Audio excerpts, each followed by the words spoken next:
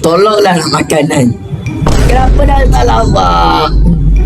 I need food. Kita tunggu dulu. Nanti kita naik, kita letak air. Lepas tu kita climb ikut air, okay? I need food. That's all. Susah sangat. Susah sangat. Jom.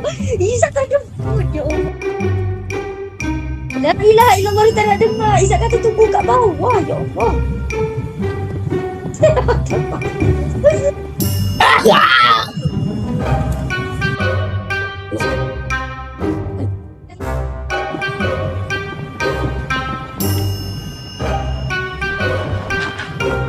I'm alive. What?